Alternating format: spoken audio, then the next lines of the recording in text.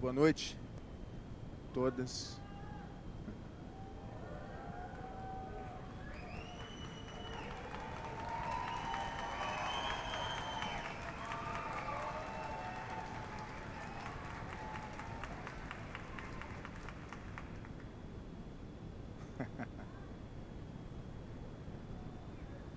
Muito boa noite a todos, senhoras e senhores. Em nome da LER, eu gostaria de dar as boas-vindas e agradecer a presença de todos aqui essa noite. Estamos essa noite compartilhando um dos maiores gênios da atualidade, e isso aconteceu porque a LER se apresentou para o Yuval Harari, que se encantou com o projeto e quis compartilhar sua companhia na pré-estreia da LER. Para que todos saibam, a LER é um encontro sobre livros e ideias para todos. Já consolidada na cena literária, o evento chega à sua terceira edição entre os dias 20 e 24 de novembro, na Biblioteca Parque e no Campo de Santana. A LER se tornou, nesses 3 anos, o maior evento aberto do livro no Brasil. O festival traz ao público uma programação repleta de atividades interativas para que cada visitante sinta-se parte integrante da experiência que é ler. Com uma programação repleta de encontros literários, exposições e atividades multiculturais. Gêneros, gostos e pontos de vista diferentes se cruzam e dialogam harmoniosamente pela LER, encantando a todos os presentes no evento. Para apresentar um pouco mais desse projeto, eu convido ao palco para que a gente assista um vídeo contando para a gente um pouco mais da LER.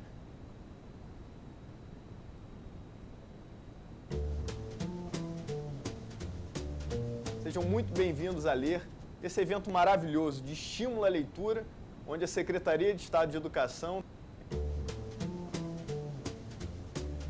Sejam muito bem-vindos a LER, esse evento maravilhoso de estímulo à leitura, onde a Secretaria de Estado de Educação tem o privilégio de poder ser parceira e fazer parte desse equipamento maravilhoso que é a Biblioteca Parque, um importante equipamento de cultura, onde o Estado do Rio de Janeiro aproveita a oportunidade para lançar o seu projeto de estímulo à leitura.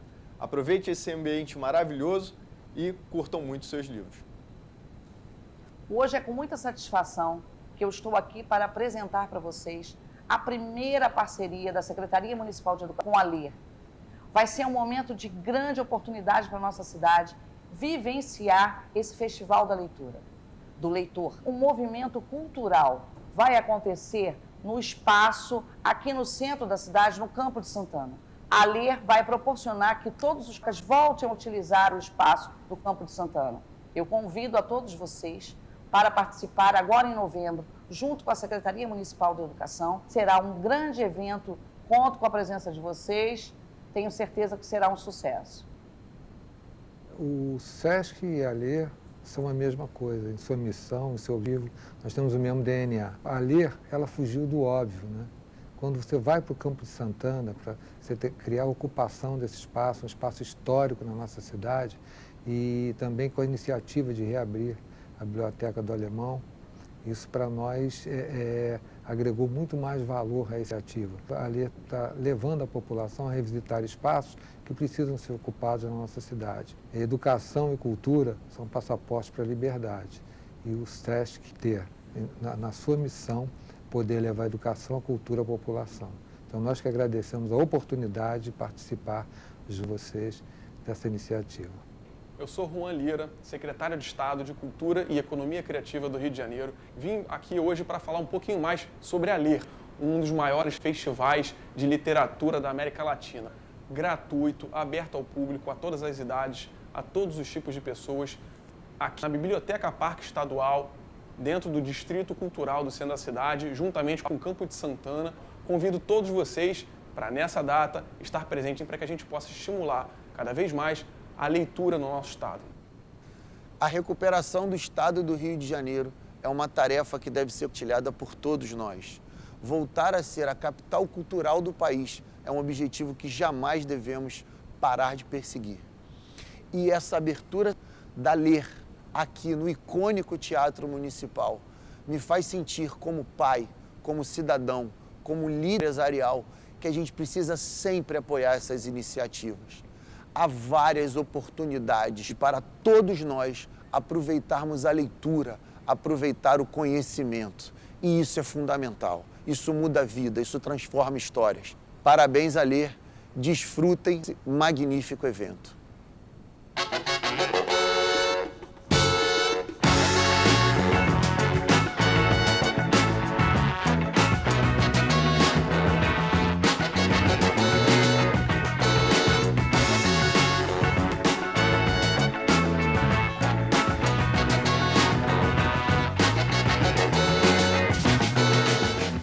Quando entrar dentro de um lugar e está escrito assim, ler, né? Que é um verbo hoje fundamental, né? Mais do que nunca a gente sabe a necessidade da leitura. Acho que qualquer evento que promova o livro e promova a leitura e crie interesse nas pessoas pela leitura e pelo livro é positivo. Você tem um evento como esse, que gratuitamente oferece atividades, onde tem livro acessível para todo mundo, é muito importante. Feliz por estar aqui no evento, é de graça. Tem uma multidão lá fora, nós chegamos, estava uma multidão. Eu só espero que venha fazer parte, enfim, do calendário do Rio. Eu estava aqui, me lembrei um pouco do Rock in Rio, que tem gente que vai no Rock in Rio, não é nem para ouvir música, ele vai pelo evento, vai pela festa, pela farra, tá com outras pessoas que gostam da mesma coisa. Aqui também, você vem pelos livros, sim, mas você vem para viver isso aqui, pessoas que estão na mesma frequência que você. Uma iniciativa desse tipo que reforça a importância de leitura, a importância da leitura em todas as idades. É um espaço privilegiado de muita cultura e muito acesso. Isso é muito importante, porque no nosso país a gente não tem uma cultura de leitura. É um símbolo, é também um centro nervoso, cheio de urbanidade, cheio de comunicação com as ruas e com a alma do Rio, né? Velho, fiquei emocionado quando eu cheguei aqui, porque eu vivia dentro dessa biblioteca. Eu escrevi boa parte desse livro aqui dentro. Baita festival literário, com escritores, artistas fazendo declamações, quer dizer, tá faltando mesmo uma coisa dessas para a cidade. E, pô, mais do que bem-vindo, já fico feliz de saber que tá certo pro ano que vem. Então, a gente está em contato, né, com os leitores, a gente fica ali fazendo aquele trabalho meio secreto dentro de casa e de repente ter, né, essa troca, isso que eu acho mais legal. Pude ver assim que é tudo mesclado, eu olhava pro lado e eu vi, tipo, tem um pessoal assim que gosta de mangá, eu olhava pro outro lado, o pessoal mais clássico, e aí eu olhava pro Gessé, uma literatura marginal. Para uma pessoa como eu, é uma festa ver um evento literário aberto, o livro ganhando uma visibilidade que na vida cotidiana, infelizmente, não tem. Eu acho que se existe cidadania, passa pelo processo de interação entre quem produz pensamento e quem consome isso. E é o que eu estou meio que me ligando que está aqui. Aqui é muito bom para quem gosta muito de ler, para quem quer divulgar os seus livros. É o tipo de evento que tem que acontecer sempre, né? Por quê? Porque a gente está incentivando a literatura, porque a gente está falando com gente jovem.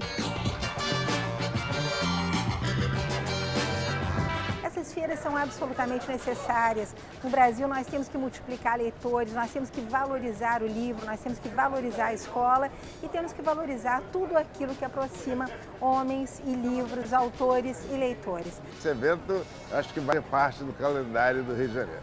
Acho esse evento o poder, que envolve o poder da leitura, o verbo ler, é poderoso, é revolucionário. A LER é de todos nós. A LER é de todos nós. É de todos nós. A LER é de todos nós. A LER é de todos nós. A LER é de todos nós.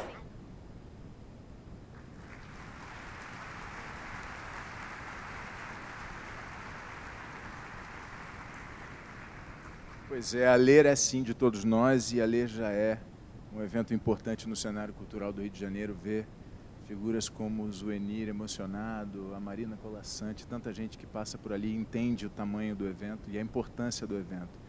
E me pediram para dizer, mas eu vou ter o prazer esse ano de estar participando de 2 mesas na LER, no dia 21 e no dia 24.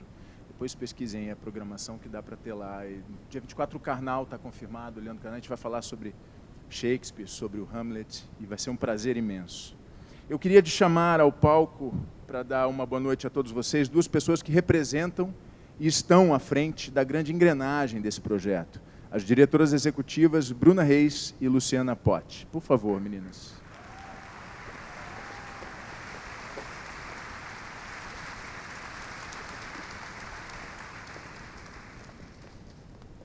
Boa noite. Boa noite, bem-vindas. Boa noite. Privilégio pisar esse palco, hein? Obrigada, é Desfrutem. verdade. Privilégio. Obrigada por todos terem vindo aqui. A gente viu agora um pouco do que foi a última edição da LER, e a edição desse ano vai estar ainda mais incrível. A LER nasceu com um propósito não de ser um evento de literatura. A LER nasceu com o propósito de ser um movimento que caminha junto com a cidade, para que, através da literatura, a gente possa passar mensagens, iniciativas, recados e ações efetivas de transformação, como que a gente fez em 2018, quando a gente trocou o conforto de um centro de convenções e usou os nossos recursos para abrir, depois de 2 anos fechada, a Biblioteca Parque do Rio de Janeiro. A gente entrou lá, mexeu nos ar-condicionados que estavam quebrados, tirou as infiltrações, goteiras, melhorou os equipamentos, internet, restabeleceu elevadores, e com isso a biblioteca foi reaberta, a biblioteca está aberta e os leitores voltaram.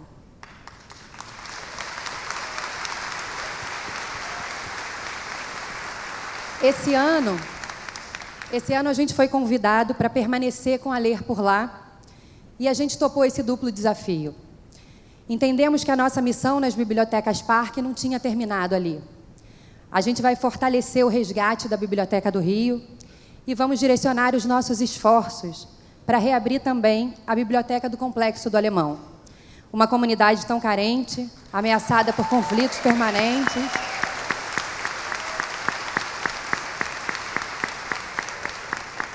E as melhorias que a LER vai fazer lá vão possibilitar que a gente reabra as portas e entregue mais uma biblioteca para a comunidade. A gente também aceitou esse desafio e esse convite porque a gente queria chamar a atenção para um lugar histórico e esquecido pelos cariocas. O Campo de Santana, que é onde, durante todo o planejamento do evento, a gente percebia as pessoas passando com medo por lá.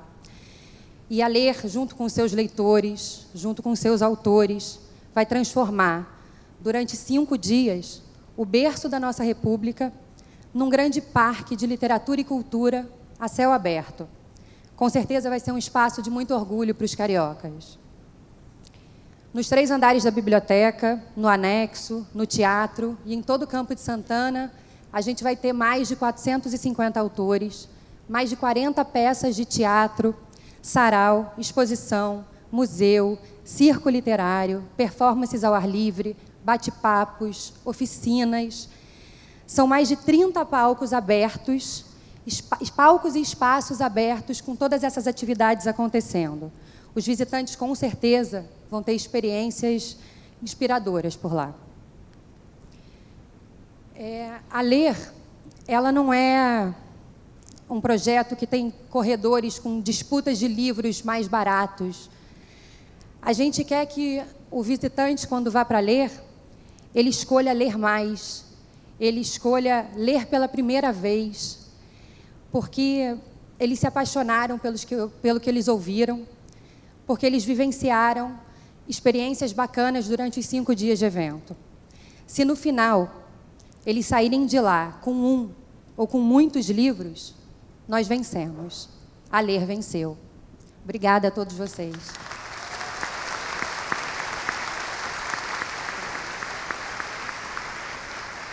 Nós temos muito orgulho de estar à frente desse projeto, mas a LER é feita com esforço de curadores incansáveis, sempre na busca do melhor, sempre dando oportunidade a todos os autores e artistas a se apresentarem para os seus leitores.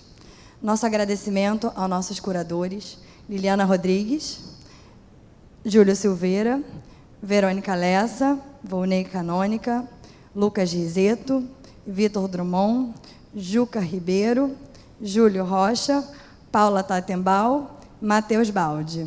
E, principalmente, ao nosso diretor-geral, Jerônimo Vargas, que é o grande idealizador desse movimento. Muito obrigado e desfrutem essa noite.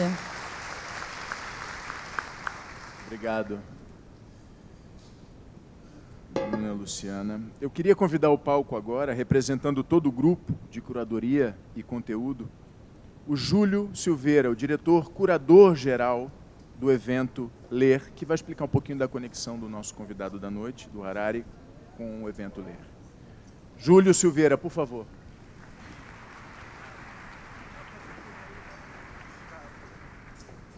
Vou usar aqui o púlpito do Tiago com substituição. Hoje de manhã, o professor Harari falou uma das coisas brilhantes que sempre me desperta atenção, mas nesse caso ele comentou o seguinte, ele diz que o que ele faz, o que o traz aqui para conversar com vocês, o que o faz escrever os livros, é uma missão que ele absorveu, é uma missão que ele acha que tem, que lhe incumbiu, que é o de fazer uma ponte entre o conhecimento, a ciência e as pessoas. Ele acha que ele está contribuindo para levar o conhecimento às pessoas, para que isso tenha um poder transformador nelas, melhore a vida delas, melhore a vida de todo mundo. Eu fiquei pensando que isso é uma grande metáfora muito válida também para o que nós, curadores, estamos fazendo e o que o LER faz. Só que talvez a LER não seja bem uma ponte, nós somos mais para uma rede, nós somos uma série infindável de pontos, de pessoas, de amigos, de parceiros, colaboradores que estão contribuindo.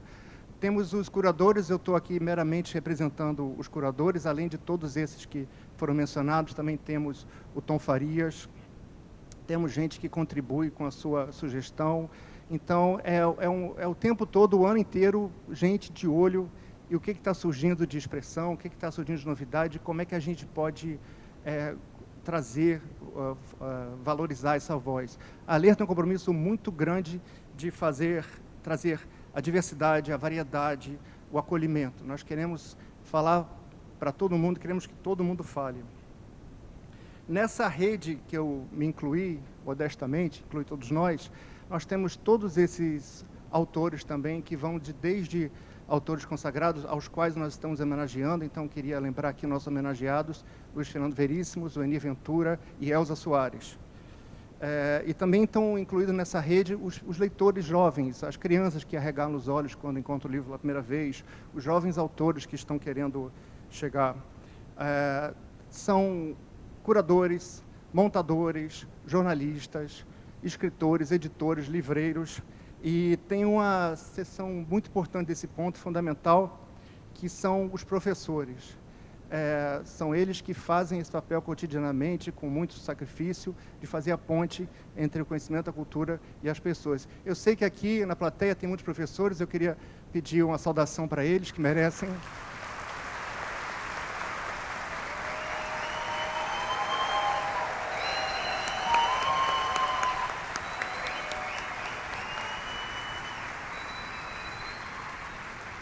Eu queria também trazer uma boa novidade a ler nessa generosidade imensa que é de toda a equipe e também do nosso idealizador e concretizador, Jerônimo Vargas, um cara que não só sonha grande, mas faz grande, que é o mais difícil, e que ele acaba sendo a grande força nessa rede. Tem algumas novidades. Depois da LER, nós vamos ter uma atividade muito especial aos professores. Nós vamos ter 3 dias de extensão da LER, onde nós vamos fazer um conteúdo agora dirigido para professores, para estimular, para inspirar, para recuperar aquela energia que o professor gasta ao longo de todo o ano, o professor saber mais, aprender mais, conversar com outros professores, conversar com gente que ajuda. Vai se chamar Caleidoscópio da Leitura, vai acontecer do dia 26 ao dia 29 na LER, 26 a 29, na própria LER, no Campo de Santana. Vamos ter escritores, autores, personagens, livros, para tratar e dar força e reconhecer o trabalho fundamental desses profissionais. Entre os professores, eu também queria destacar alguns que eu acho que estão aqui, que são os pesquisadores, os graduandos, os mestrandos, no Departamento de Antropologia do Museu Nacional da UFRJ. Como vocês sabem, nós perdemos...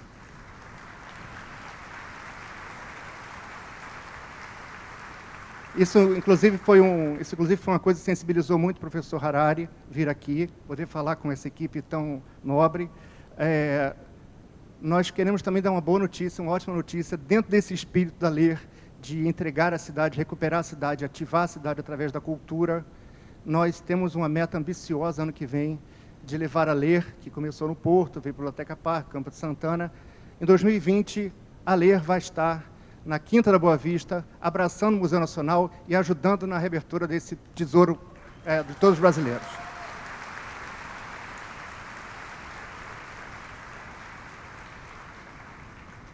Então, eu acho que não tem uma maneira melhor da gente começar a ler 2019 com todos vocês, com essa grande energia, todo mundo sentado aqui para aprender mutuamente, para aprender um pouco com o professor Harari, para poder discutir ideias, discutir a nossa própria humanidade.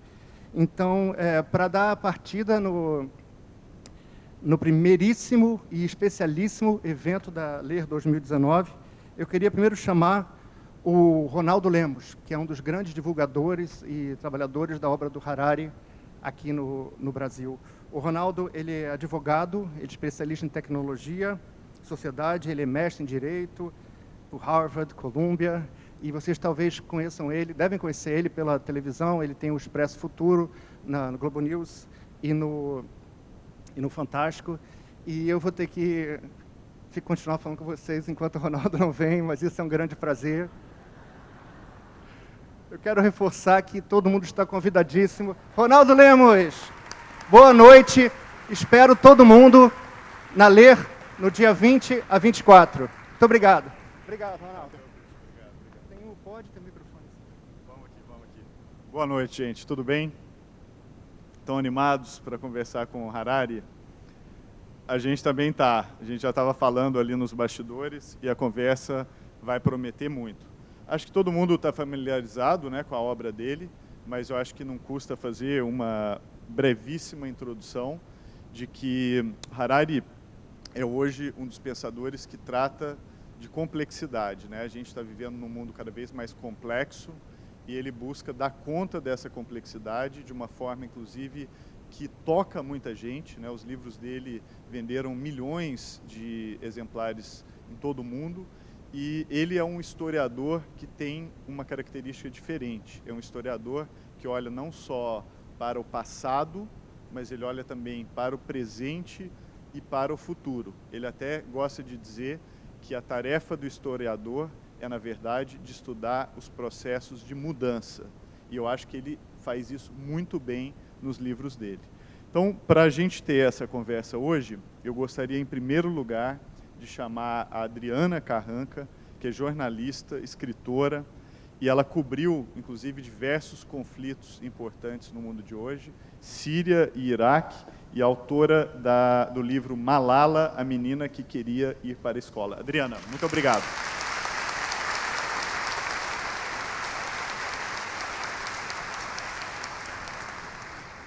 E, segundo lugar, mas não menos importante, e é o momento que a gente está esperando hoje, eu queria convidar ao palco o professor Yuval Noah Harari, que é historiador, filósofo, autor de Sapiens, Homo Deus e 21 propostas para o novo milênio.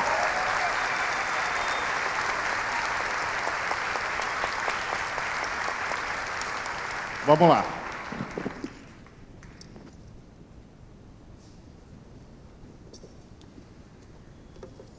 Bom, boa noite a todos. Eu fui incumbida dessa tarefa dificílima, desse grande desafio de entrevistar o Harari, né? Que é essa pessoa tão admirável.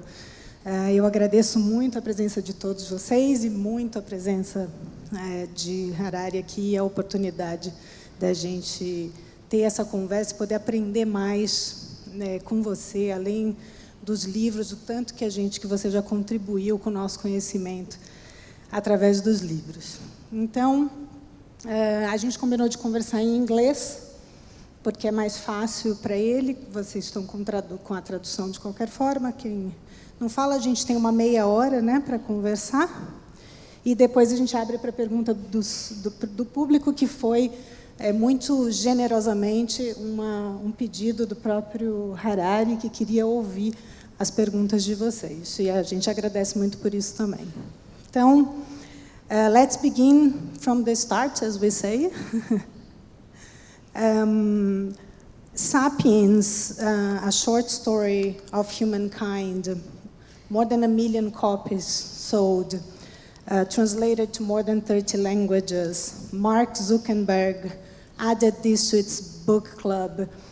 President Barack Obama recommended your book. It was a huge success.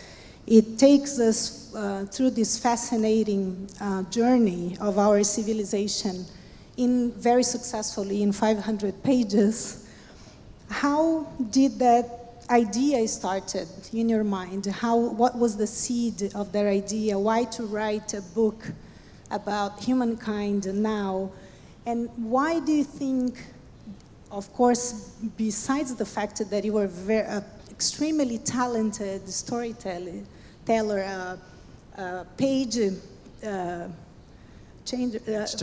turner, yes, as we say, and even with it's a heavy historical research, and it's so easy to read and so fascinating. Besides that, why do you think people were so eager to learn about that journey? Had we neglected our own history until now? Well, first, thank you very much for welcoming me here. It's a pleasure to be here in Rio, in Brazil. And as for your question, the idea actually came from an interaction between me and my students in the Hebrew University. That I was giving a course at the university, and I was witnessing the eagerness and enthusiasm of the students, and that's what gave me the idea that maybe these things are relevant not just to this group of students, but there will be other audiences for this kind of new history of humankind.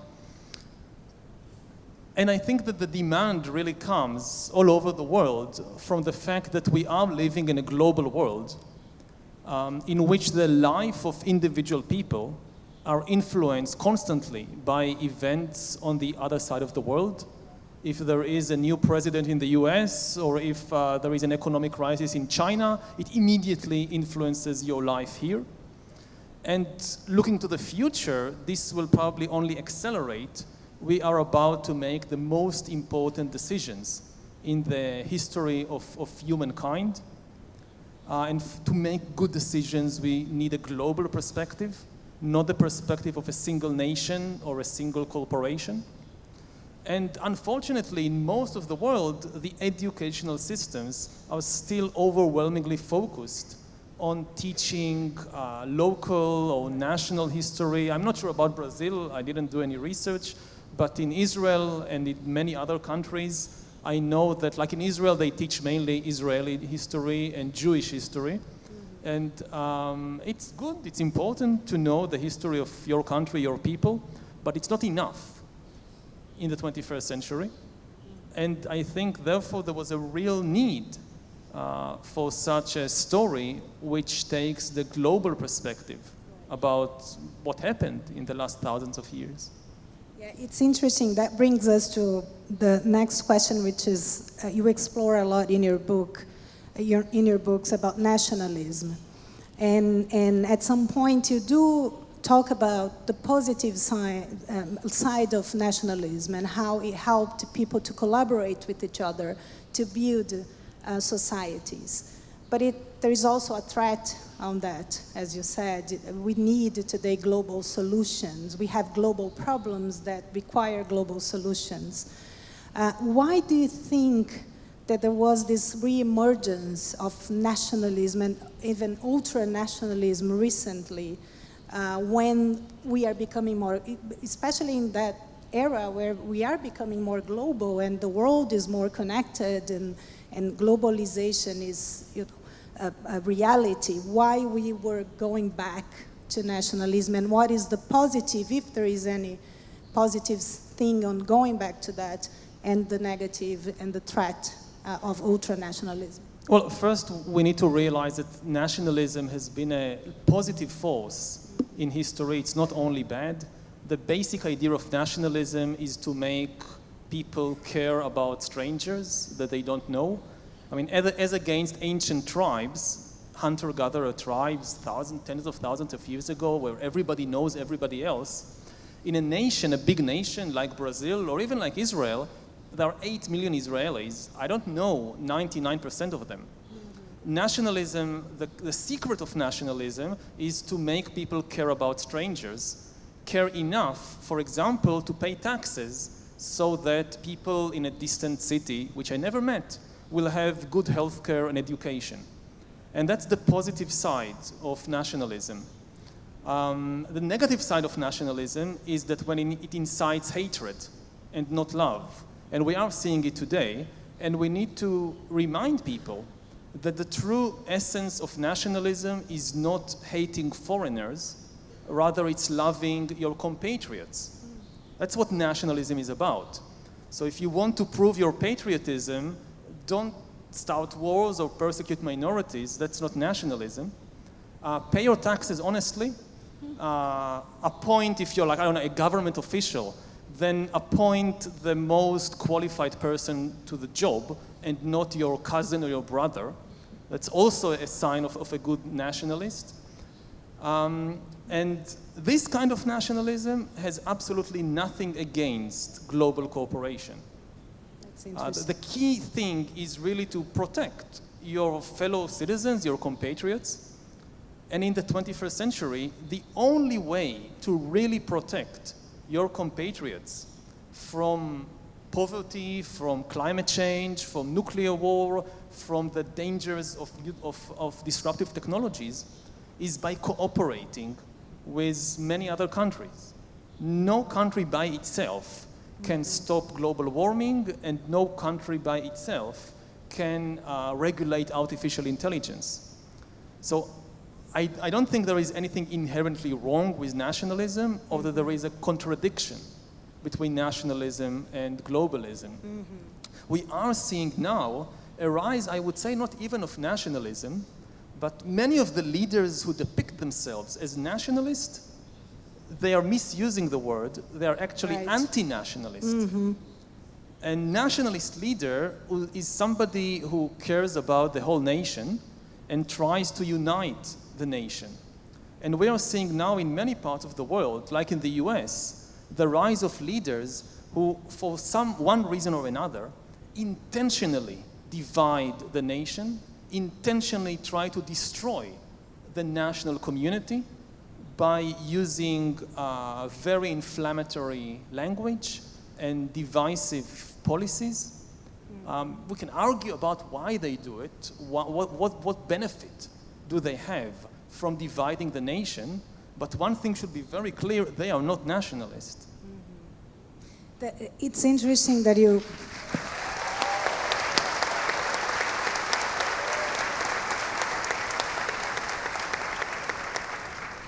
brought me to two other questions. I want to touch immigration, that we were talking about this behind the stage. Before I will go back to that, but you touched also in another very important area that is in your first book, Sapiens, which is the cognitive revolution and the power of narrative. You talk in your book, you talk about you frame our journey, the journey of humankind, within three great revolutions. One is the cognitive revolution, the agricultural revolution, and the scientific revolution. As a storyteller myself, I was very touched and impacted me a lot when I read about the cognitive revolution and the power. You said that we don't, opposing to what most of us think, we don't think in numbers and statistics as much as we understand the storytelling and narrative. And you were just talking about how these new leaders are building a narrative that it's not even accurate about nationalism and dividing countries, dividing people. Can you talk about the power of narrative then, and in that time of that revolution, what changed in us, the course of humanity, and now, how it's changing us? Yeah, I mean, when we try to understand why our species, Homo sapiens, controls the world, we like to believe that there is something special about each one of us individually. That as an individual, I'm far superior to a chimpanzee or to a dog or to a horse, and this is why me and creatures like me, humans, why we control the world. But this is just wishful thinking. This is just, self-flattery. On the individual level, I'm not superior to a chimpanzee at all. What makes us really superior to chimpanzees, is that we can, for example, gather in places like this, there are like 2,000 people here, try to cram 2,000 chimpanzees into a place like this, and bring some chimpanzee from thousands of kilometers away to tell them about, I don't know what, it won't work. You'll have complete chaos here. So the key to our control of the world is the ability to cooperate in large numbers. 2,000 people is really nothing. I mean, today we know how to cooperate, at least in the economic field, on the level of billions. We now have a trade network encompassing the entire world, almost 8 billion people cooperating. Chimpanzees can cooperate at most 100 or something like that. And then the question is, what enables us to create these amazing systems of cooperation? And the answer is always the same, storytelling. Because every large-scale human cooperation is based on common stories that we create and spread around. And as long as everybody believes in the same story, everybody follows the same rules and norms, and you can cooperate. The obvious cases are things like religions and ideologies. But maybe the most interesting case, again, is the global trade network, that our modern economy is also based on stories. I think the greatest storytellers in the world are not the ones who win the Nobel Peace Prize, the Nobel Literature Prize, are the ones that win the Nobel Economic Prize. They tell far more effective and convincing stories. And we keep believing. And we keep believing.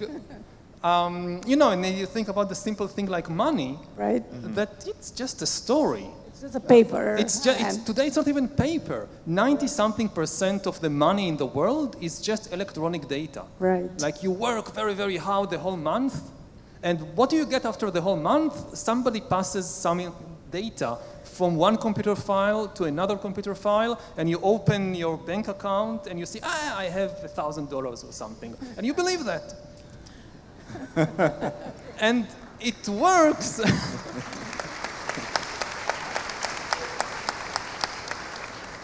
And it works because not only you believe that, everybody else also believes that. Yes. So you go to the supermarket and you want to buy bread, and the cashier at the supermarket also believes that. So it's, as long as everybody believes it, it works. There are cases in history, famous cases, like next door in Argentina, there was a case a couple of years ago, when suddenly people stop believing. And then everything collapses. Can I ask you a follow-up question on that? Yeah. Because I think one of the issues that we live in this globalized world is that the control of the narratives has been really decentralized, right? Because of the emergence of the internet, there's a lot of people that can step into the public discourse and actually start telling stories that often are not true. And a lot of people believe them. So I always like to say that a poll institute in Brazil, Datafolha, asked Brazilians whether they think the earth is flat or round. And 7% of Brazilians think the earth is flat. And 4% are not sure. So they're actually thinking about it. So if the earth is flat or round, it has certain consequences. But when you do that with vaccines, you lead people, for instance, to stop vaccinating their children, and diseases like smallpox, sarampo, returning. What should we do when the stories become untrustable, unreliable, and being capable of being manipulated? Well, that's a very old story. I mean, fake news is not something new. We've had it even worse in previous times. If you go back a couple of 100 years, then many more people think the world is flat and believe all kinds of other strange things. And the thing is that it's often easier to convince people of a fictional story than of reality, because reality tends to be far more complicated than fiction. And also, reality is often unpleasant and inconvenient, whereas the fictional stories can be created to be very flattering to people. So throughout history, it's not the case that truth necessarily defeats fiction. Very often we see the opposite. Again, the power of humanity comes from cooperation, and in many cases, it's easier to make people cooperate through a fictional story than by telling them something like E equals MC square. Not a lot of people, you can't build a religion or an ideology or a nation by telling people that E equals MC square, even if it's true. Just understanding what it means is so difficult. So this problem is not new. And, you know, I talked about religion, but even religious people will agree that all religions, except one, are fake news. The exception is, of course, my religion.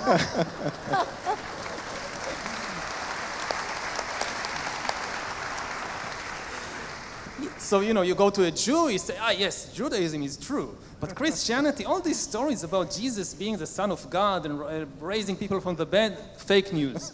You go to the Christian, you will say, no, that's true.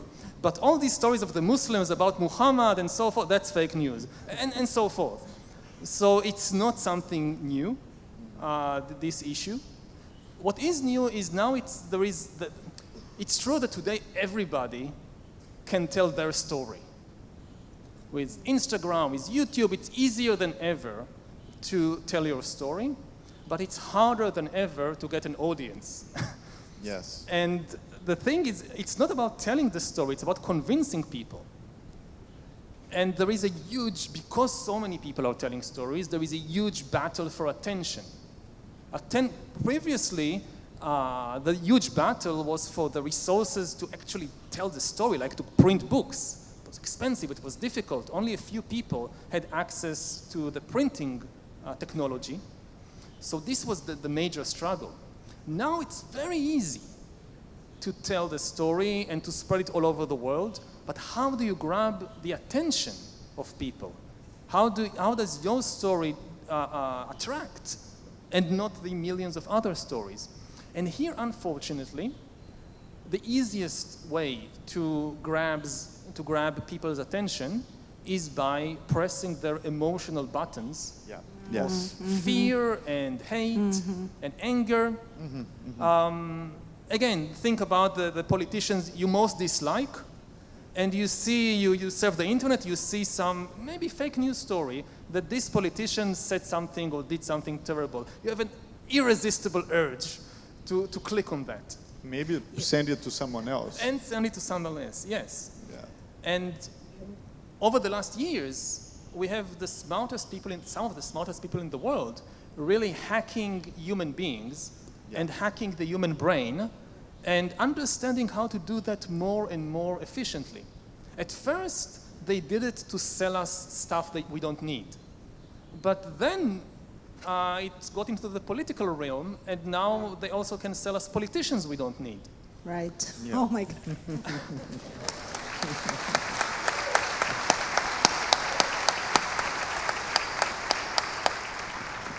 You also said that human feelings are the source of all authority in the world, and that's related to what you were talking about now. Democracy is about human feelings, so because people decide based on their feelings. And you just mentioned how for many, many years the companies used, corporations used human feelings to sell us things, and now they seem to have realized recently that these consumers are enough of a big public to elect politicians as well. Is that the case that you know, big data and social networks that allows anyone to access our feelings? Our feelings are there, right? On social networks, we take pictures, we publish when we are happy, what makes us happy, and so our feelings are now being collected much more easy, in a much more easy way, in big datas, and so they understand better and they can manipulate our feelings. It's not only about understanding, it's also about manipulating, is it? Once you understand, you can manipulate. Once you have a good understanding of the human emotional system, it becomes much easier to manipulate it. And you know, again, going back to politics, politicians are like musicians, but the instrument they play on is the human emotional system, not the piano. And they are experts in how to, they press a button, they tweet, and there is a wave of fear, or there is a wave of anger. And this is not new. This was always the case in politics, going back thousands of years, that one of the arts of politics is how to control and manipulate the emotions of the public. But in a much bigger scale now. Now you have better and better technology of how to do it in a sophisticated way. And that's one of the dangers we are facing. We really haven't seen anything yet. Because what we've been seeing in recent years is big data collected mainly about where we go, who we meet, what we click. It's all external to the body. They try to understand what's happening in our brain, in our mind, but through external signals. Right. Like I watched this YouTube video, it probably means that I'm X. The real revolution, which is just around the corner, is when you combine information technology with biotechnology, and really is able to get into people's minds directly. And this is, you know, it will come in the next few years. Already today we have the technology to identify human emotions non-intrusively just by looking at their faces. I mean, basically this is what I do. If I want to understand your emotions now, then I look at your face, I learn from experience that the small differences in facial feature between an angry face, a bored face, a sad face, and I learn to recognize it, and the same with voice, the tone of voice. And now computers are becoming even better than humans in recognizing these signals, but computers will soon be able to do much more, which I can't, look directly to your heart and to your brain. What's your heartbeat right now? Which areas of your brain are now working? I deduce it in an indirect way. Again, if you're smiling or crying or whatever. But very soon, we'll have ubiquitous biometric sensors that can tell you or tell a corporation or tell the government which areas of the brain are now working. So at least in some regimes, this could lead to the worst totalitarian regimes that ever existed. Something even beyond what George Orwell imagined in 1984, or what we saw in places like the USSR. We could have regimes that can know 24 hours what every citizen not only does and says, but also feels. And you also... Can I ask a counterpoint and a follow-up on that? In your books, you warn a lot about big data and the dangers of superconnectivity, surveillance, and so on. The problem is that, like, living in the developing world, sometimes the problem is not big data, but is actually no data. So I'll give you a few examples. Like in Brazil, you have 3 million people that don't even have a birth certificate. They are completely off the grid. You have like at least 2,000 localities in Brazil with no cell phone signal. And there is about 54% of the population without connection to broadband. So it's interesting because I understand the dangers, but what should we do in terms of public policy? Should we say, let's keep them like that because they will be safe from very bad things that are going to happen? Or maybe we should say, let's connect them and maybe teach them right away how to disconnect after that. What should we do? No, I don't think we should be afraid of technology. I think that yes, people need birth certificates and they need connectivity and they need cellular reception. It's very important. So I'm not against the technology. Every technology can be used for good purposes, for bad purposes. And the key point is not to say, oh, technology is frightening, let's stop the development. But yeah, we need to develop, but we need to develop in a wise way that benefits people. Yeah, I'll give an example from my own history, my own personal life. So I met my husband online 17 years ago in one of the first gay dating sites that came up on the internet in Israel. It was 2002. And this was wonderful. I was then living in a small Israeli, quite homophobic town. And where do you meet guys? I mean, there are no gay bars and you can't just go to somebody on the street, so what do you do? And then the internet came, and it was wonderful that this technology, especially for a lot of disenfranchised and disempowered communities like the LGBT community, it gave very powerful tools. Suddenly, it's very different, you know, every group of people. Traditionally, I'm also Jewish, so Jews have a long, long history of persecution. But at least one thing was always going for you, that as a Jewish boy, you were born into a Jewish family. Very few Jewish boys were born to Christian families. So at least when you grow up, your parents are Jewish, your siblings are Jewish, you know a lot of Jewish people, you have this support network. But as a gay boy, you're not born to a gay family. Usually. Today, sometimes yes, but most of the time, no.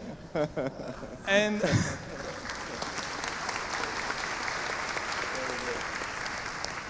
so one of the big difficulties is you feel completely alone in the world. And this was the 1980s, 1990s, with far fewer information. And so the internet in this sense was wonderful.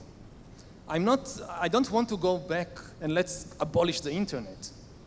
But then you also have to be aware of the dangers.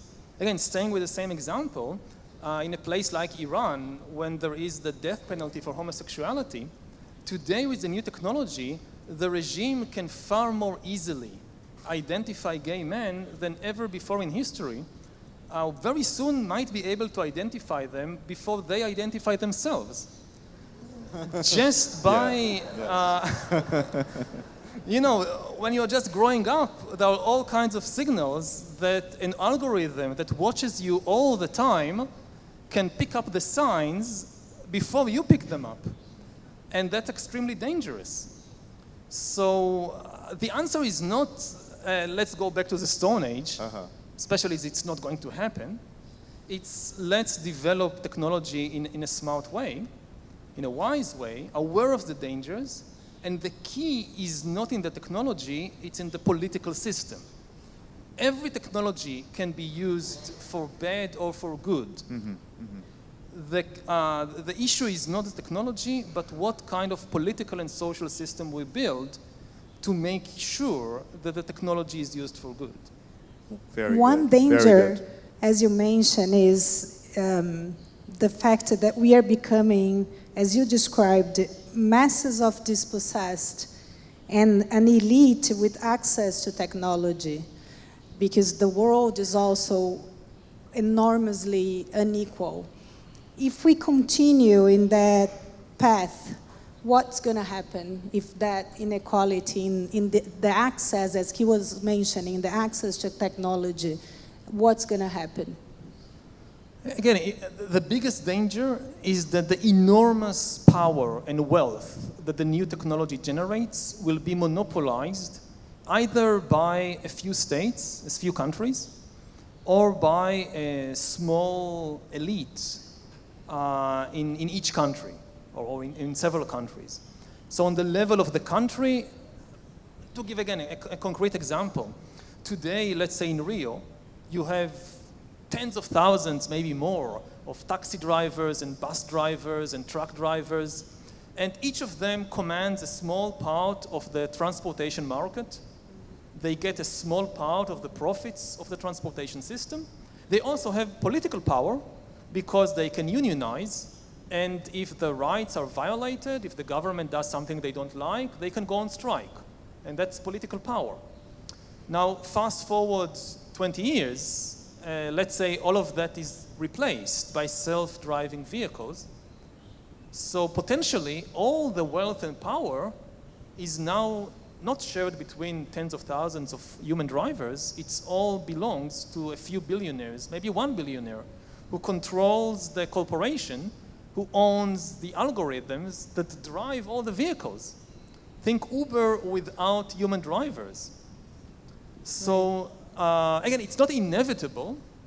It depends on policies that we adopt. We can prevent it from happening.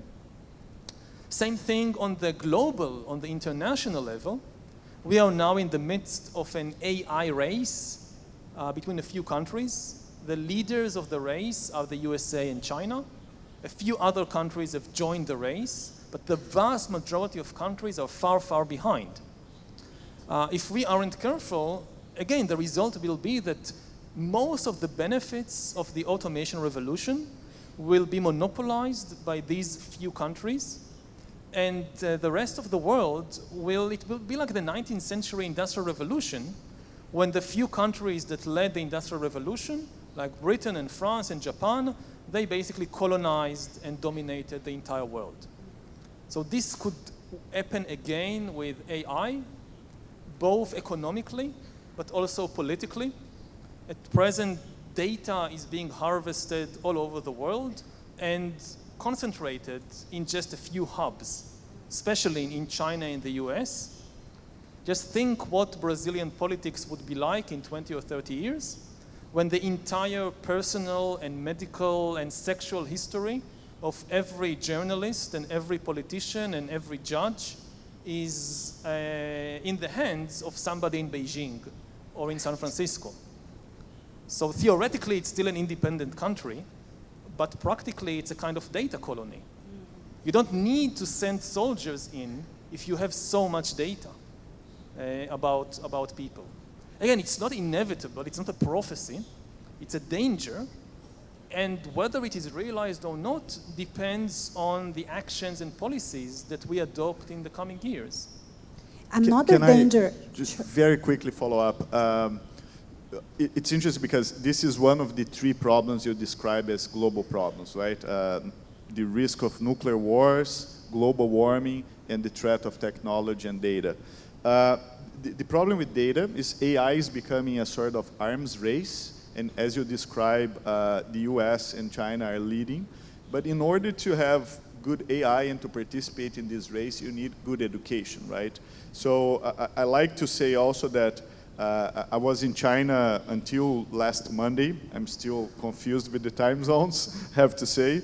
But I was looking at the PISA results. PISA is a sort of a global vestibular, a test that allows you to compare scores between students from different countries. The 10% worst students in China are equal to the 10% best students in Brazil. And of course, that China is now posing itself as a leader for AI, and they have developers and engineers, and that's going to help them a lot. So what should countries that are, you know, in the poorest areas in the developing world do to be prepared for that? Can we aspire to innovate as well and be part of this game? Or what are the alternatives? I think there are three main things that can be done. I mean, you can try and join the race. The thing about AI, that it's based mainly on data and human capital. You don't need very heavy investment in physical infrastructure. If you go to Silicon Valley, it's amazing how bad the physical, all the bridges are collapsing, all the roads are cracking. So it's not physical infrastructure, it's really cultural infrastructure and legal infrastructure.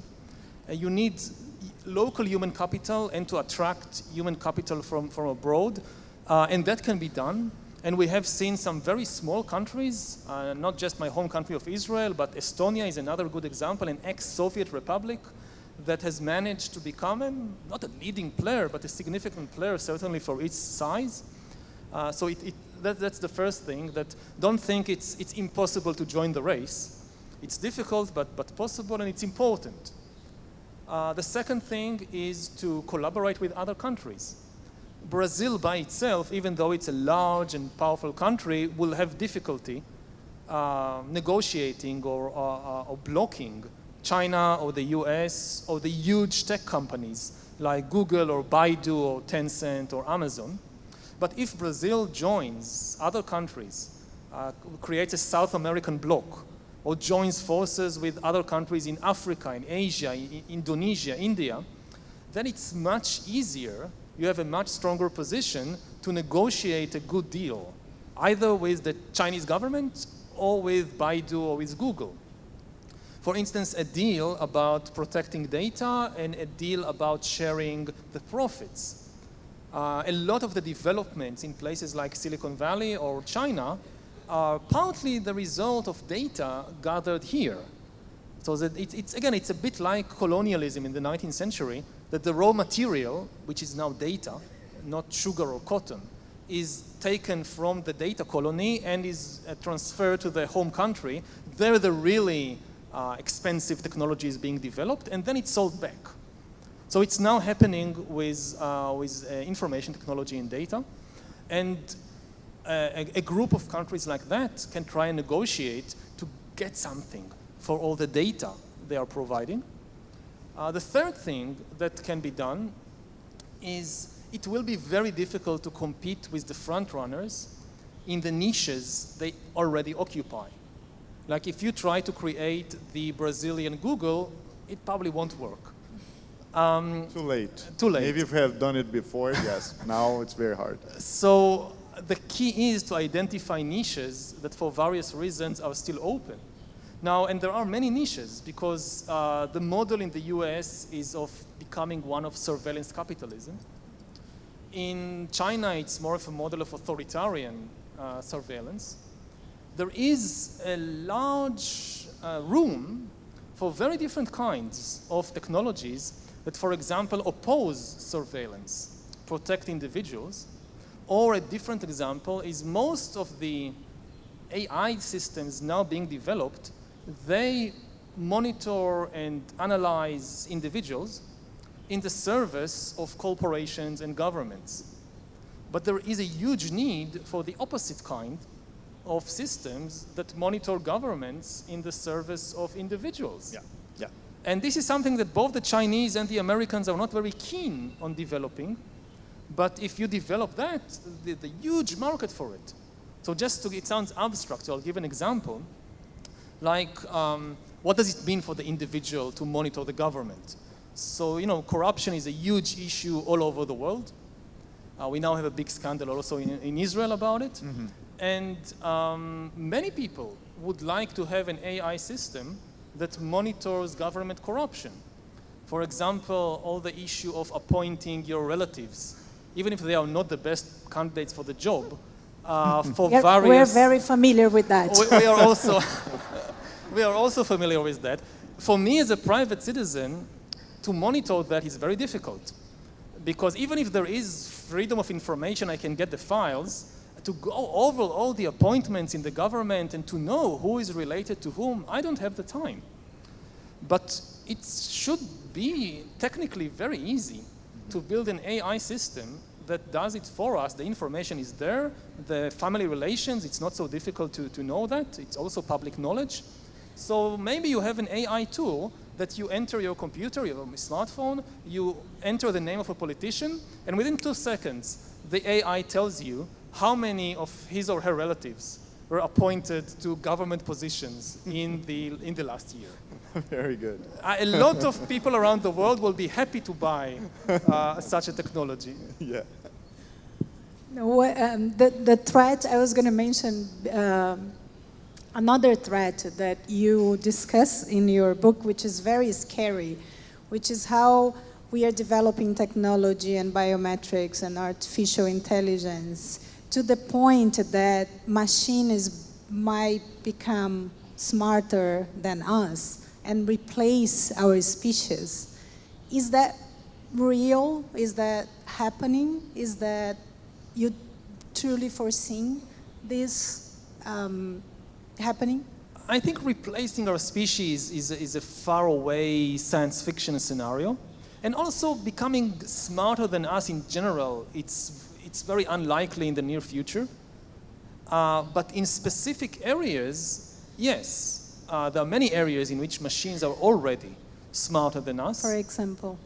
From chess and various games, and we'll see more and more in diagnosing disease, in what I mentioned earlier, recognizing human emotions by listening to the tone of voice.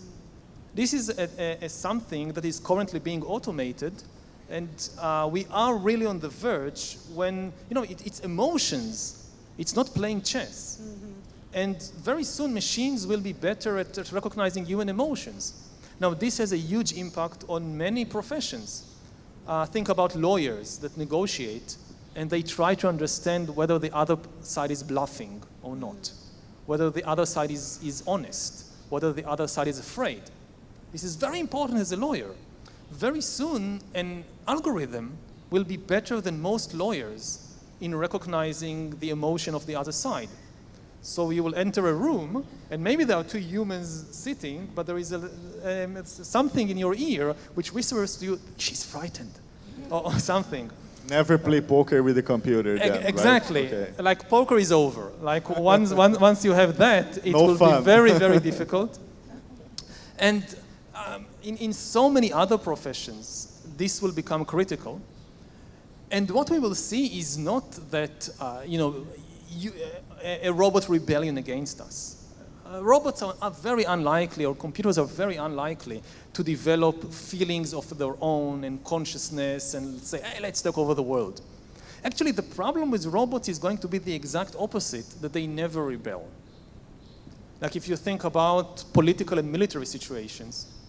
So in revolutions, often you have the key moment, I don't know, like in Egypt in 2011, as far as I remember, when the regime would like the soldiers to shoot the demonstrators, but because it's human soldiers, the regime doesn't know, will they shoot or not? And sometimes they shoot, like in Syria, sometimes they don't. With robots, you don't have any problem. They never rebel.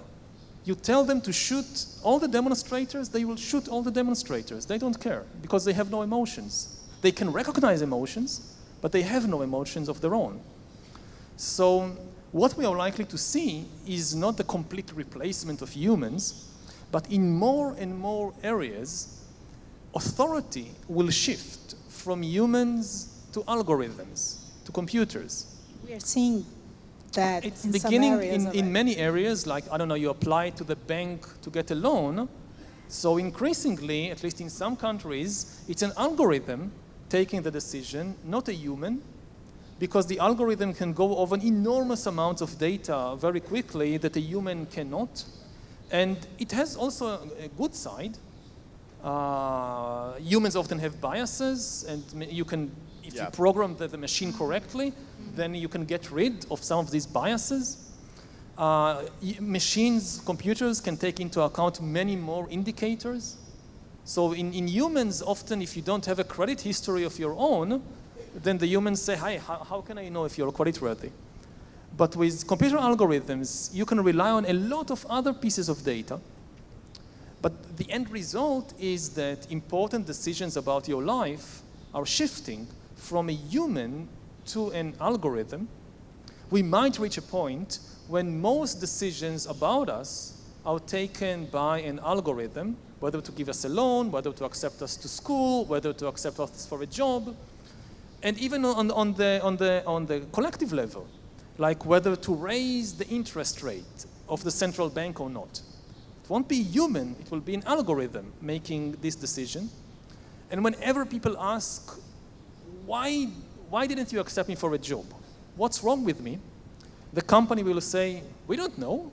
The computer said no.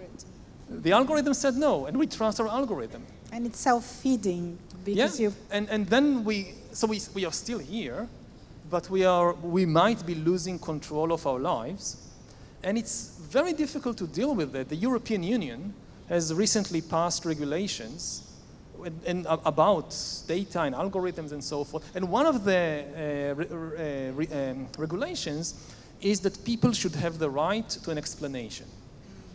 If the bank decided not to give you a loan, then you have the right to ask the bank why not, and the bank cannot say the algorithm said no. They need to explain. But the problem is, that computers take decisions in a very different way than humans, and the explanation won't necessarily be helpful. Humans usually make a decision based on only 3-4 salient major factors. Like you meet the human banker, so the human mind works in such a way that we usually take into account a very small number of factors, like your credit history, and if you have biases, then maybe your gender or your race, and makes a decision. An algorithm makes a decision in a completely different way. It takes into account thousands of factors. Each one gets only a very small weight. Like in some cases, the day on which you ask for a loan is a tiny indicator of the chances you will repay the loan, because going over past statistics of millions of people, for some reason, which we can debate, people who ask for a loan on Monday, just after the weekend, are less trustworthy than people who ask for a loan on Wednesday.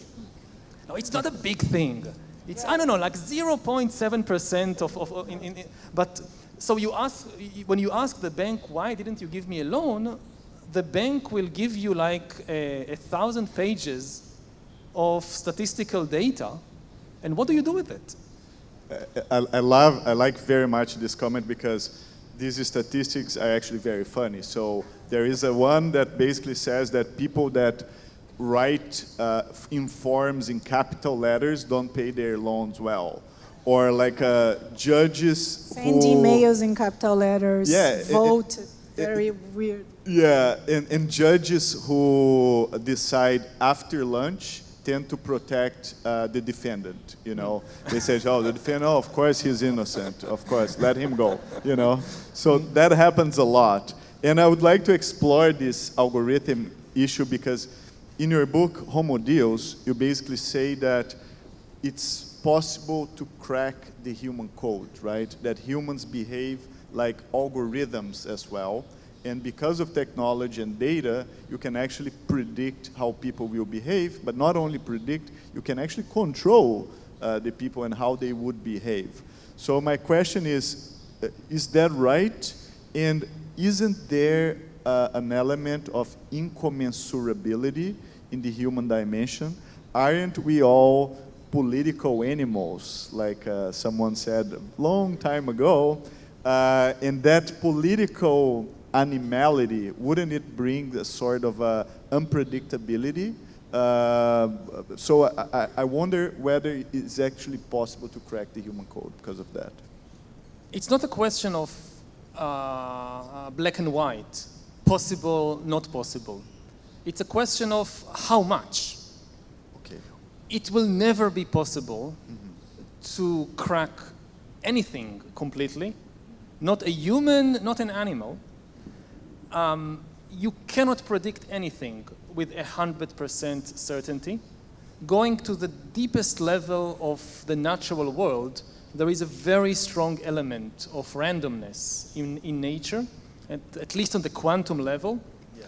And therefore, no matter how much computing power and how much data you have, you will never be able to predict the actions of a single person or entire population with 100% certainty. But you don't need that. For the kind of changes we are talking about, the algorithms don't need to be perfect. They just need to be better than the average human. And that's a far, far lower bar, because most humans also can't predict the decisions of other people or of themselves. Humans often make bad decisions, even in the most important decisions of life. What to study, where to work, whom to marry. People sometimes make a decision and 10 years later, oh, this was the greatest mistake of my life. So for authority to shift from humans to algorithms, you do not need perfection. You just need the algorithm to be somewhat better. So the bank doesn't expect that the banking algorithm will be perfect. Never make any mistake about who to give a loan to. It just needs to be a little better than the human banker. If the human banker makes 23% mistakes, and the algorithm makes 17% mistakes, we go for the algorithm. And it will be like that in more and more areas. Again, even in personal decisions, like you want to decide what to study in the university, people will increasingly rely on the recommendations of algorithms, and over time we'll lose the ability to make decisions by themselves. And we really don't have, I would say, the philosophical and spiritual model for such a human life. We are really facing a kind of philosophical bankruptcy, because for most of history, most philosophies and most religions and most spiritual traditions viewed human life as a kind of drama of decision-making. That the climax of life is like a journey, and every now and then you reach an intersection and you need to decide. And whether it's works of art, like a Shakespeare play or a Hollywood comedy, it's usually about these big decisions, to be or not to be, to marry X or to marry Y. And even religions also, they tend to see human life as a drama of decision-making. You make the right decisions, you go to heaven. You make the wrong decisions, you go to hell. What happens when more and more of these decisions are taken by an algorithm? We don't have the artistic, the philosophical, the spiritual models for understanding such a human life. Just think about your favorite Shakespeare play or your favorite Hollywood comedy, and try to imagine that the key decisions in the plot are taken by the Google algorithm. Whenever the hero or the heroine reaches a critical point, okay, Google, what should I do? And learn by experience that it's a good idea to do what Google says. It could be a good idea, but we really don't even have the kind of model to understand what kind of life is that. But I wonder how much that detaches us from nature, because I think this vision is powerful, but somehow it implies ignoring that we live in a cosmos, and sometimes nature revolts against us. And I think, for instance, global warming is an example of that. Global warming, in my view, is not a case of human beings interfering with the environment. It's actually the environment showing human beings how supreme it is over us. So my question is, this might be a sort of blindness to the human condition and the place that we actually occupy in the cosmos, which is completely small and maybe irrelevant. So we might be blinding ourselves, don't you think? Before Hariri answers, I just want to say that our time, unfortunately, for our conversation, you can answer that question, of course, and then Tiago Lacerda, before we go on, has, I'm going to say a few words about that. We are going to open for public the questions, how it's going to work. Okay, so very briefly, I would just say that ideally, a potential something positive about the algorithms is that if you program them correctly, they will take into account also the environment and the animals and the trees. And there is a lot of thinking that one of the ways to deal with the ecological crisis will be by relying on these huge AI systems that can save a lot of energy and food and have a much better understanding of the impact that we have. Again, because humans, we have our limitations and our biases. And it's very difficult to change the human mind in this way. But algorithms can be designed to take a much greater number of factors into account. Very good, very good. Tiago.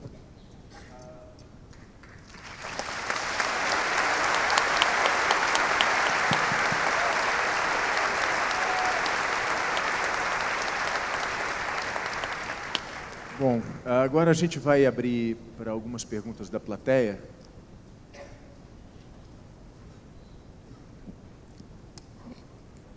Nós temos pessoas na plateia com microfone para pegar as perguntas.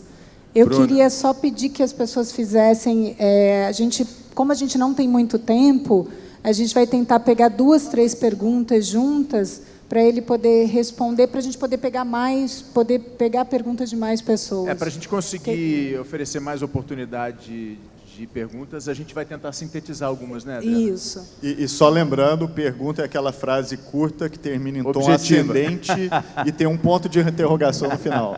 Objetivamente, para a gente ganhar um pouco de Para tempo. dar oportunidade também de mais gente fazer perguntas, que a gente está com o teatro cheio. A gente hoje, já tem ainda o bem. microfone posicionado lá, Bruna? Júlio. Aqui atrás, por favor, da plateia. Seu nome? Jaime Weisman. Por favor, Jaime. A minha pergunta é a seguinte: no livro Sapiens, o professor Yuval chama a revolução agrícola de armadilha que a espécie humana sofreu. Eu quero perguntar se a revolução da Big Data e dos algoritmos é outra armadilha que a força individual do ser humano está sofrendo e que pode comprometer a sobrevivência da espécie. Vou só pedir para a gente pegar mais 2 perguntas, ele pode responder juntas. Aqui. No balcão. Aqui no alto. Aqui no balcão nobre aqui, ó. Aqui, lá, aqui atrás. Lá em cima, lá aqui, atrás. ó, aqui. Aí, te achei. No show do YouTube. Boa noite. Boa noite. Qual é o seu nome, amigo? Meu nome é André Stein. Boa noite. Boa noite. Shalom. Eu gostaria... a gente fala muito sobre máquinas substituindo seres humanos. O professor Harari falou recentemente que enfermeiras serão mais difíceis de serem substituídas do que os médicos. E eu, como pai de uma estudante de psicologia, gostaria de saber como ele vê o papel do psicólogo nessa caminhada louca que a gente tem pela frente.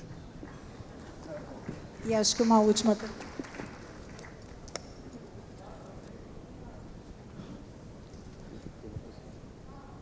Lá, ó. Aí. Pode levantar isso, por favor, amigo. Seu Boa nome. noite. Boa noite. Boa noite, boa noite. Aqui no balcão, aqui em cima. Aqui, ó. Muito bem. bem. Tentarei ser sucinto, assim. Qual o seu nome, por favor? Luciano. Luciano, boa noite, meu irmão. Boa noite. Nos 2 séculos passados, a gente passou por um período de revoluções devido à situação do capitalismo, né, no momento. E como é que se vê no futuro, como é que o professor vê no futuro, se o senhor, a gente pinta um cenário de extrema acumulação em um capitalismo vigiado e, ao mesmo tempo, um mundo totalmente demográfico. Também teremos revoluções populares, sociais, ou esse capitalismo vigiado, a tecnologia, irá inibir esse tipo de movimento? Obrigado. Okay, so I'll first answer the first and third questions together because they are connected. Yeah, the danger is that, like in the agricultural revolution, the enormous power of the new revolution will benefit just a small percentage of humanity. It happened with the agricultural revolution, that it gave humans enormous new powers, but these powers were usually monopolized by a very small elite of kings and emperors and aristocrats and priests, and the average person actually had a worse life after the agricultural revolution than before. And we need to be very aware that this could happen again with the new revolution, but it's not inevitable. It depends, again, on the decisions, on the policies that we adopt in the next 10, 20, 30 years. And we need, the most important thing is, it goes without question, it's certain that the new technologies will create enormous new wealth and power. If this wealth and power is distributed, I won't say completely equally, that's impossible, but is distributed relatively equally between all countries and all people, so nobody is left behind completely, then it will be a wonderful thing for humanity. The danger is that, as happened before in history, it will be monopolized by just 2, 3, 4 countries or by a very small class, and then it could be disastrous. And it's up to you, really, by the decisions you take as individuals and as collectives to prevent this. The second question was about psychology and its role, and it has an extremely important role, because again, one of the main difficulties in dealing with all these changes will be psychological. If we're thinking, for example, about the job market, so many jobs that people have today will disappear, but there will be new jobs. It's very unlikely that we'll see just the disappearance of jobs. There will be jobs. The problem will be that people will have to constantly retrain and reinvent themselves because the jobs will keep changing. It's not like you learn something in your teens and 20s and then work for your whole life in this profession as it is. No, you have to keep learning and changing and reinventing yourself. And the problem there is partly financial. Who is going to support you during the transition period and to finance your retraining courses?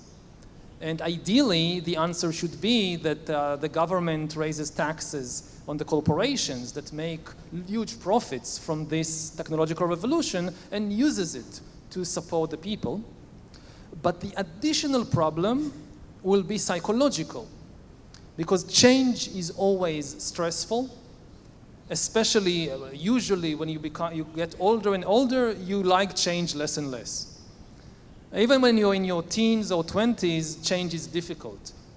But you have no choice. This is your life. Your body is changing. You have to learn so many new things. As you get older, and you get into your 30s, 40s, 50s, people usually don't like change so much. But in the 21st century, they'll have no choice. You have to keep changing, or you will become irrelevant. And the levels of stress that this will create will be enormous. So we will need a lot of help psychologically to deal with this fluid and stressful world. So probably psychologists will be good in the next area. Again, I mean, it could be that it won't be human psychologists. It could be a combination. Again, I mean, the AI it won't have emotions of its own. But AI will become better and better in identifying human emotions, identifying not just sadness or joy, but also the onset of depression, dangerous levels of stress.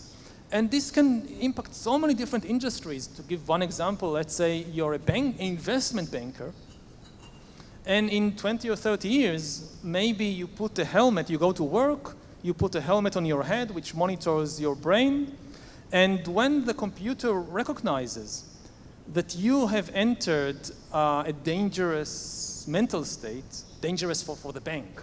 I mean, you're starting to make rash decisions. You're betting millions of dollars because you're overconfident. Then the computer, there is a red light, stop. So you don't need a human next to you to tell you, hey, you have entered the dangerous zone. When you're overconfident and rash, a computer will be able to tell you that. So again, I don't think that human psychologists will completely disappear. But they too will have to change, because many of the things they do, computers will be able to do better. So the psychologists will need to learn how to work with these new devices to provide better mental health care for people. And Yuval, just very quickly, I'd like to remind people that you meditate 2 hours a day, right?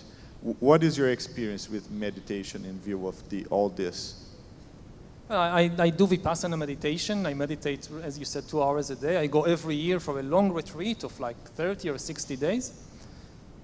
And I find that it's very helpful for me, not only in dealing with stress and finding more peace of mind, but especially in getting to know myself better understand what's really happening inside me, inside my mind, which is, I think, extremely important, especially today, because, you know, for all of history, you had all these wise people and saints, you had Socrates and Jesus and Buddha telling people to get to know themselves better. But previously, you didn't have competition. If you said, I don't have the time to get to know myself, I'm too busy shepherding the goats or something, nobody could hack your brain. Now you have real competition. Now you have these corporations and governments trying to hack you. So it's very important to get to know yourself better than they know you, so you can still have some control of your life. And I find that for me, meditation is an excellent tool. Different things work better for different people. There are different spiritual traditions, there is psychological therapy, there is art. Whatever works for you is good, but it's important to invest in it, time and energy, because you don't have a lot of time, you are in this competition. Vamos pegar mais algumas perguntas da plateia? Mais uma, a gente tem uma pergunta no balcão, no camarote. Por favor, amigo. Up here on your left, second floor. So, Professor Harari, it's an honor. My question is about, all right, we spoke about... Foi mal. Sorry. All right, I heard a lot about algorithms, and I'm not really sure how many people actually understand what an algorithm is. And it's safe to say that in a place like Brazil, that percentage is probably small. And with the premise that our information is going to be collected, we're going to go to the hospital, it's going to be a machine that's going to diagnose us, and this brings a crisis as in fear. People don't really know what to trust and how to trust. It seems to me that the way to fight it is, what to fight is actually the reasons why we trust or we don't trust. And the only way I see it, and I ask this from a teacher to a teacher, how important it is to teach people to understand how we know what we know, as giving them the right basis for trusting information that needs to be trusted. And trusting for the right reasons, that's what I mean. What do you think is the importance of teaching that specifically? Thank you. Pegamos mais duas perguntas para a gente juntar. Tem uma pergunta aqui no camarote. Seu Lúcio, por favor. Alô, na sua perspectiva, qual a relação entre humanismo e política e o que esperar da política e da democracia no próximo século? E uma terceira, na galeria. Galeria! Galeria aqui. Alô? Hello. Oi. Hello. Oi. Aqui em cima, Leandro. Hello. My name is Sandra. This question is in English, please. You talk about how we are surrounded by AI and data collection systems. The easiest to identify would be social media. My question to you is, what's your personal relationship, for instance, with social media? Do you use it? Do you feed it the wrong information? Do you get away from social media? And also, if you were to do a fourth book, would you please consider doing it, the audiobook with your own voice? Because I think it's important to get to know you better. Thank you. So I'll try to answer one by one. An algorithm basically is like a recipe for doing something. Do this, and then do that, and then do that, and then do that. So it can be for a soup, how to make vegetable soup. You first cut the onion, then put this, then put this. So this is also a kind of algorithm. Of course, the Google algorithm is far, far more complicated. But in a very, very short way, an algorithm is really a list of do this, do this, do this, do this. And that way you solve problems or you answer questions. What was the second? The relationship between humanism and politics. No, before that, there was that was just a comment about the algorithm. If we should, from what I understood, we should teach. Yes, this is very important, that we need to teach everybody, people in school and also adults, not just pieces of information, but how to know which information to trust and which not to trust, because now that the big issue is not information, we are flooded with enormous amounts of information. In past eras, information was scarce, so one of the main jobs of teachers was to provide this scarce resource of information. Now it's completely the opposite. People are flooded by enormous amounts of information. The last thing they need is more information. What they need is the ability to tell the difference between reliable and unreliable sources of information. This is so important. So I think that should also be very, very central in schools. That you don't, I don't know, you teach history, you don't need to teach the students which king ruled in which year and which battle took place when. If they want to know that, they can just Google it. What they need is to tell the difference between the reliable stories and the unreliable and how to do it. That's very complicated, but it's really a matter of survival. Otherwise, it's so easy to manipulate you, and that connects to the second question about democracy and humanism. Democracy cannot survive in a situation when people can't tell the difference between reliable and unreliable information. Because democracy is based on having reasonable public discussions. If trust collapses, if you can't trust the other people, the other parties in the country, then you can't have a democracy. A dictatorship can function without trust. A civil war can happen without trust, but not a democracy. The key thing about a democracy is that you trust even your political rivals enough that you are willing to accept the verdict of the elections. That a democracy can function if you think that your political rivals are wrong or even stupid, but not if you hate them and they hate you. Then a democracy can survive just for a few years.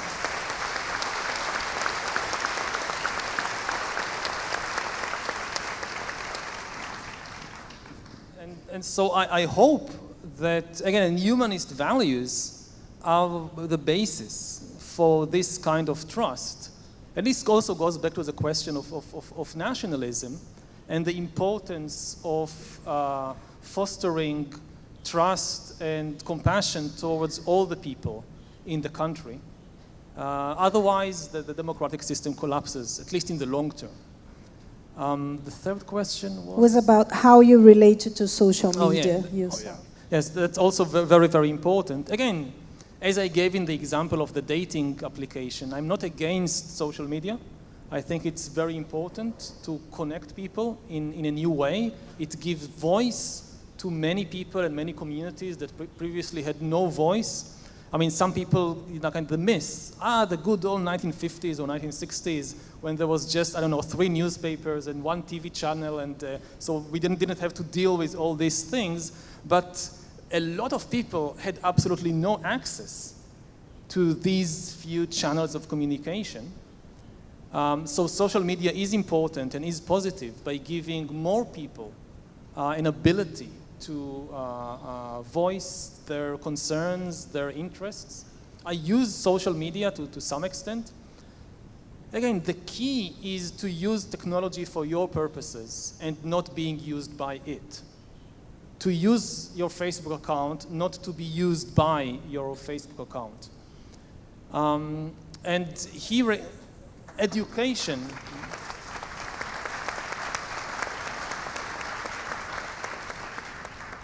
So education has a very important role because it's not something we can assume that people will just know by themselves. So it's very important, for example, in schools, to teach young people how to use social media wisely in a way that benefits them and not harms them. Of course, for that, the teachers would need to understand also social media, and that's part of the issue of the 21st century, that we are encountering more and more completely new situations because of the new technology, that the adults have a difficulty understanding and guiding. Previously in history, there were changes, but usually they were slow enough that the adults had wisdom to explain to the younger generation how to deal with these issues. Now it's the opposite, that in many of the problems we encounter, 10-year-olds understand social media sometimes much better than their parents. So how can they get guidance from their parents about how to use social media? And I don't have the magic solution. And probably more responsibility will have to be on the younger generation simply because they understand many of these things better. But we can't just throw the problem on them. So again, this goes also back to the question of psychology, that adults will need to learn new stuff in order to guide the younger generation. And they can't just rely on their previous experience, but it's extremely important. Again, and connecting it also to the democracy issue, social media at present often undermines democracy. Right. It's where fake news is spreading. Exactly, because as we mentioned earlier, there is this competition for human attention.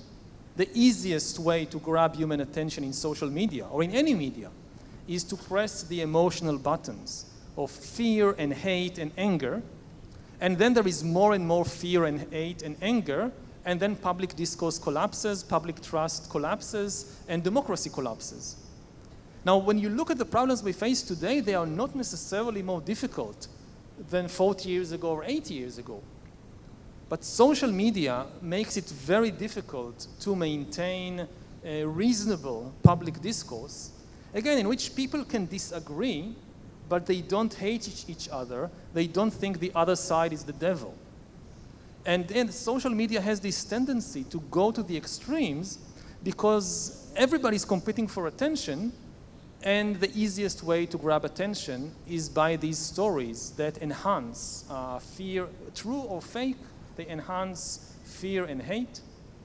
There are many things we can try to do about it. One thing, again, we can try to use technology to help us deal with technology. So one idea is to develop a kind of biofeedback, that a kind of antivirus for the mind that alerts you when somebody is trying to manipulate your weaknesses. There is an AI system that gets to know your own weaknesses and alerts you whenever somebody is trying to exploit that. It gets to know that you already have a bias against immigrants, or you already have a bias against religious people.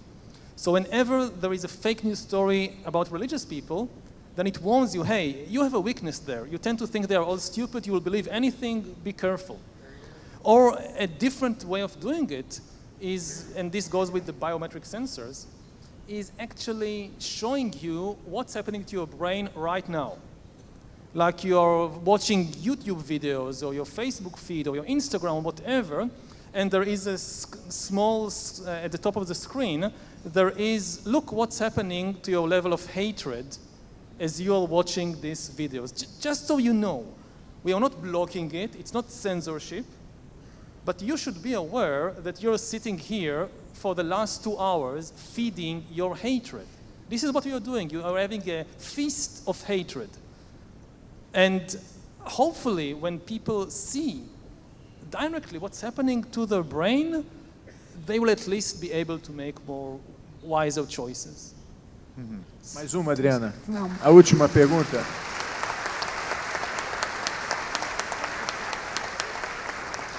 Uma última pergunta. Tinha uma moça ali atrás bem a fim de fazer uma pergunta. Levanta, levanta. Ó, tá com o microfone já? Ah, então, por favor. Seu nome. Qual? Desculpa. Liga o microfone dela, por favor.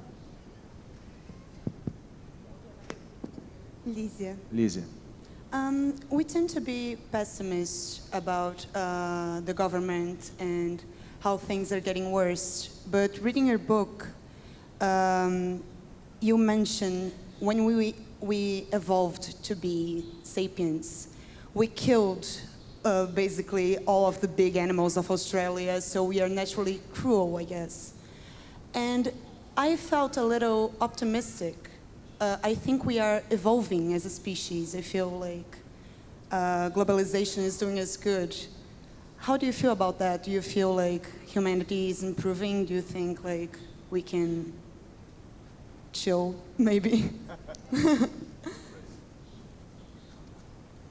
A gente tem tempo para pegar mais Essa duas é a para última. juntar? É a Acho que última. essa é a última. Obrigado. That's the last one. That's the last one. Okay, so an optimistic note for the end. I think we need to be realist, not to fall either for kind of naive utopias about the future, but also not to become overly pessimistic, because then people also tend to have these nostalgic fantasies about the past, that, oh, the future is terrible, we need somehow to go back to the past. And that's impossible. You can't go back to the past. And the key thing which I try to emphasize also in many of the previous questions is that it really depends on the decisions that we make. That technology is not deterministic. I mean, one thing is deterministic, which is change. The world is going to change tremendously in the coming century. We can't stop that.